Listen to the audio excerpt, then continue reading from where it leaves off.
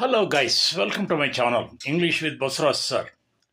Well, those who have not yet subscribed to my channel, please subscribe without forgetting.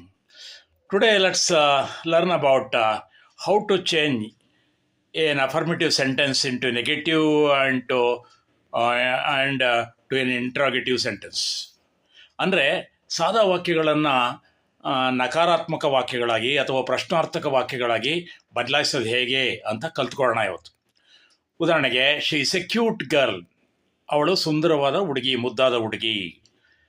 ಅಲ್ಲ ಅನ್ನೋದಕ್ಕೇನು ನೆಗೆಟಿವಲ್ಲಿ ಹೇಳಬೇಕು ಅಂದರೆ she is not a cute girl, not ಸೇರಿಸ್ರೆ ಆಯಿತು, no ಅಥವಾ not ಸೇರಿಸ್ರೆ ಆಯಿತು.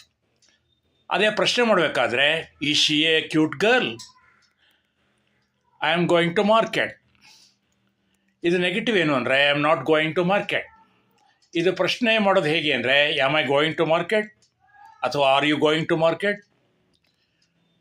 She is telling a lie, ಅವಳು ಸುಳ್ಳು ಹೇಳ್ತಾ ಇದ್ದಾಳೆ. ಸುಳ್ಳು ಹೇಳ್ತಾ ಇಲ್ಲ ಅನ್ನೋದಕ್ಕೆ she is not telling a ಲೈ.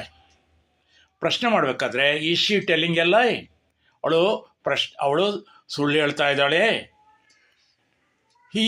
ಈ ವರ್ಕ್ಸ್ ಹಾರ್ಡ್, ಅವನು ಕಷ್ಟಪಟ್ಟು ಕೆಲಸ ಮಾಡ್ತಾನೆ ಪ್ರತಿನಿತ್ಯ. ಅದಕ್ಕೆ ನೆಗೆಟಿವ್ ಏನು ಅಂದರೆ ಈ ಡಸಂಟ್ ವರ್ಕ್ ಹಾರ್ಡ್.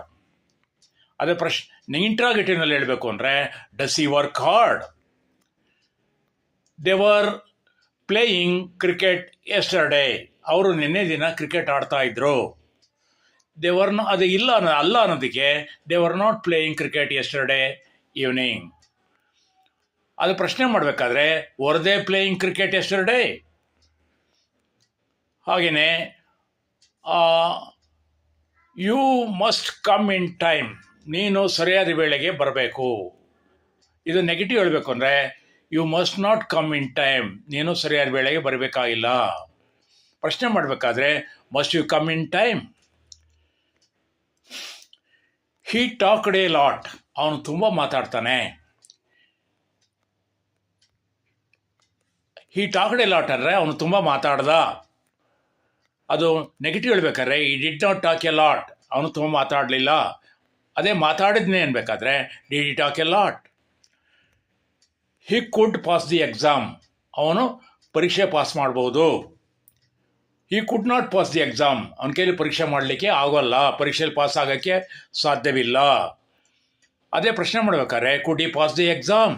ನೋಡಿದ್ರ ಸ್ನೇಹಿತರೆ, ಹೀಗೆ ನಾವು ಸಾದಾ ವಾಕ್ಯಗಳನ್ನು ನೆಗೆಟಿವ್ ವಾಕ್ಯಗಳಾಗಿ ಮತ್ತು ಇಂಟ್ರಾಗೇಟಿವ್ ವಾಕ್ಯಗಳಾಗಿ ಬದಲಾಯಿಸೋದನ್ನ ಕಲ್ತ್ಕೊಂಡು. ನಿಮಗೆ ನನ್ನ ಈ ವಿಡಿಯೋ ಇಷ್ಟ ಆದರೆ ದಯವಿಟ್ಟು ಲೈಕ್ ಮಾಡಿ, ಶೇರ್ ಮಾಡಿ ಮತ್ತು ಮರೆಯದೆ ಸಬ್ಸ್ಕ್ರೈಬ್ ಆಗಿ.